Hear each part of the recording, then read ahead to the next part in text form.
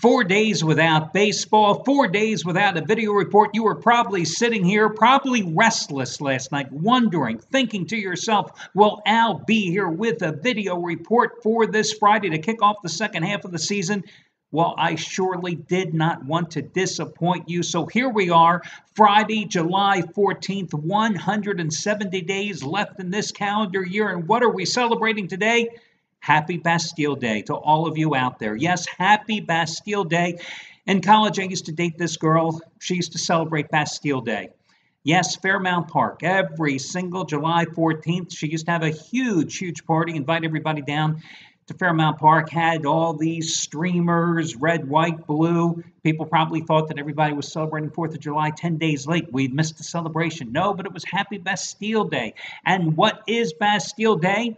Well, the Bastille was a royal fortress, a prison where political prisoners were held in Paris. French rioters back in 1789 decided to storm it. And that marked the beginning of the French Revolution, a period of turmoil that lasted about 10 years, that eventually gave France, the people, their independence, that eventually led to King Louis XVI and Marie Antoinette being condemned to death and meeting their fate at the guillotine. And when did the French Revolution more or less come to an end? 10 years later, when this little guy who used to tuck his hand into his trench coat led the army, Napoleon, led the uprising, took control, became France's first consul, and that more or less put an end to the French Revolution. So that's why the people of France and my ex-girlfriend celebrated Bastille Day. Of course, I owe Lori a great debt of gratitude because without her, I probably wouldn't have gotten into this business. I'll never forget. I was enjoying myself. I was out of college. I was having a good time. I had more important things on my mind. You can imagine what those were when I was just out of college. I didn't feel like working, at least not in this field. And there was a job opening advertised in the Philadelphia Inquirer wanting sports writers, sports announcers. And I had seen it. And she knew I had seen it. And I just didn't quite get around to applying for that job. And we'd broken up, but we had still been close friends. And she called me like a month later and said, "Did you apply for that job?" And I said, "No, I was going to get around to it." And she more or less told me in no uncertain terms what I should do and immediately get my ass in gear and apply for that job. So I applied for that job. They called me back a couple of days later. I walk into the office, seven guys in the office that I had gone to school with who were new at Temple University, where I graduated from 2 months earlier, were in that office. It was like no interview needed. I got hired just like that because these were all my alumni brothers. So without Lori, I don't get into this business probably, and who knows where my career path would have taken me. Her career path became a Hollywood filmmaker and director. Not too bad. So on we move. What else happened on this day, July 14th? Noted outlaw Billy the Kid shot to death by Sheriff Pat Garrett in New Mexico in 1881. Okay, so we move on to something else. Born on this day in 1910, animator, director, producer William Hanna, co-founder of Hanna-Barbera. First gained status, of course, the duo for doing Tom and Jerry, eventually co-founded Hanna-Barbera Productions in 1957. The Flintstones, the Jetsons, Scooby-Doo, the Smurfs, Yogi Bear, Huckleberry Hound. Do you know how these two, though, first really came together and formed that duo? William Hanna was a director on a project for MGM Studios at the time that failed. He was demoted.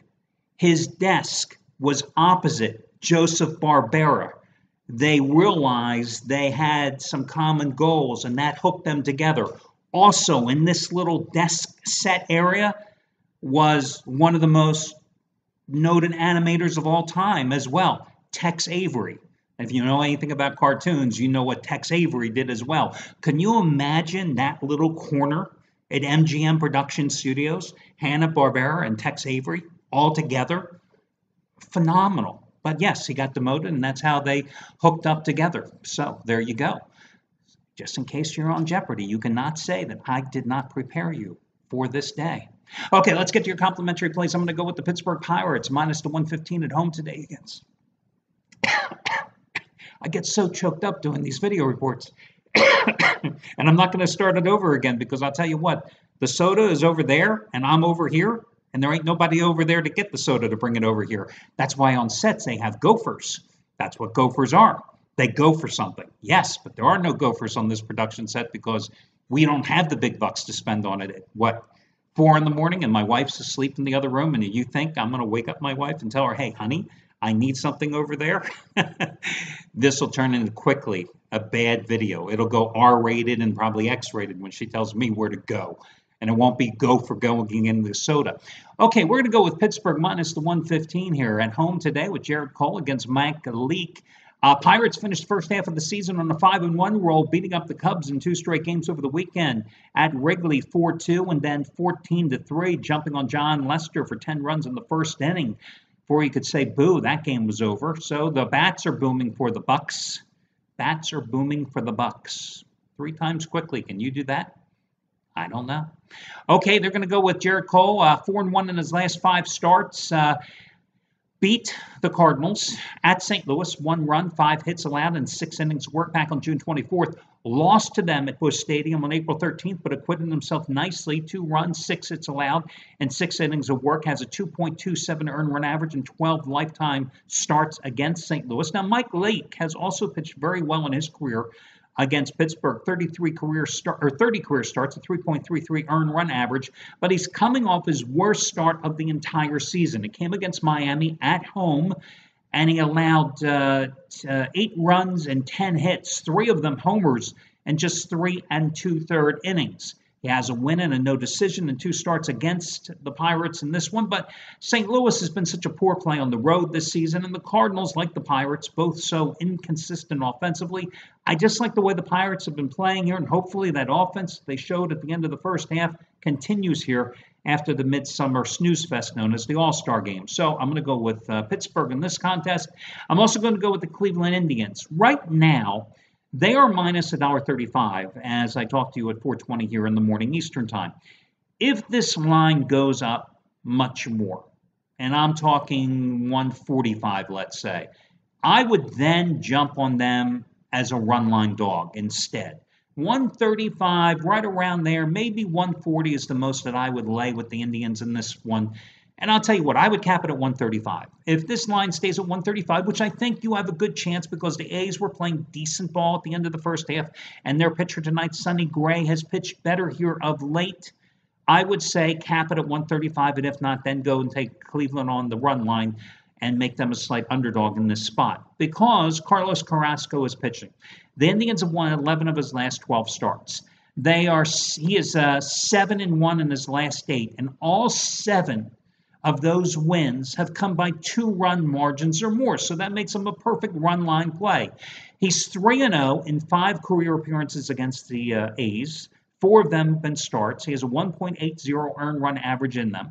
He's 6-1 in his last 8 starts, and that began with a May 29th home win against the A's, in which he worked 7 innings, so they had 4 hits and 2 runs, and had 7 strikeouts in that game. But the key with Carlos Carrasco, when I look at him this season, is his performance on the road. 7-1 in 9 road starts with a 2.38 earned run average. He's pitched lousy in Cleveland. And if you look at his overall ERA during this winning streak, it's not that good. But again, if you look at how he's performed on the road, tremendous. He's made 2 starts in July so far. He's a 1.93 earned run average. Sonny Gray lost at Cleveland back on May 30th. 4-game stretch in where the A's lost 3 out of 4 at Cleveland. He only lasted 4 2/3 innings, 9 hits, 7 runs allowed.